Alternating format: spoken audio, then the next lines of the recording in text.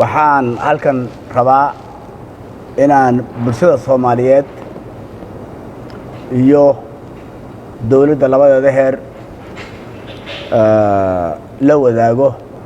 war saxaafadeed ka hadlaya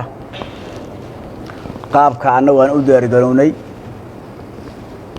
iyo qaabka aan rabno inay hawsha doorashada labada aqal ee baarlamaanka Soomaaliya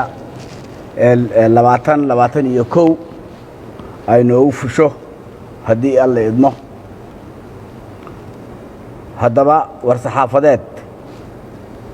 ka wuxuu sheegayaa qabashada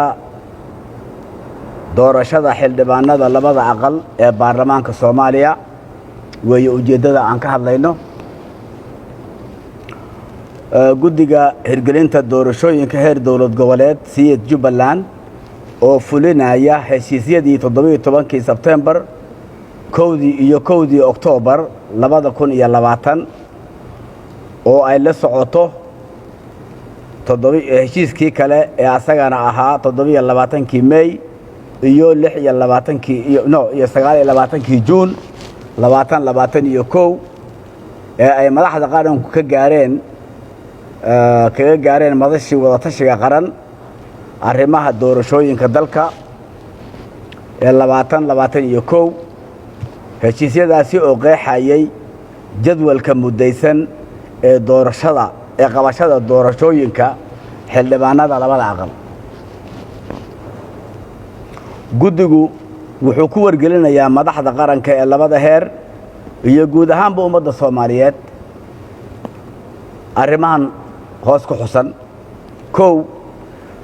in guddiga hirgelinta doorashada heer dawlad goboleed ee Jubbaland uu diyaar u yahay qabashada doorashada xildhibaanada aqalka sare muddadii loo qorsheeyay ee ahayd 25 Juulaay 2021 qodobka labaad guddiga hirgelinta doorashooyinka heer dawlad goboleed wuxuu guddoonka baarlamaanka Jubbaland ka codsanayaa inay magacaabaan guddi doorasho oo heer baarlamaan ah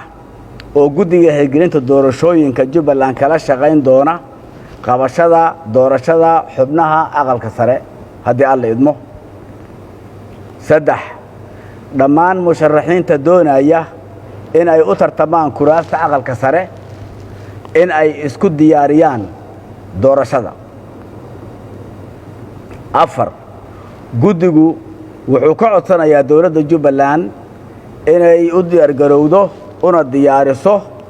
sugidda amniga doorashooyinkan qabsoomi doona insha Allah 5 guddigu wuxuu sida ugu dhaqsaha badan u soo saari doonaa jadwalka fulinta doorashada aqalka sare oo faahfaahsan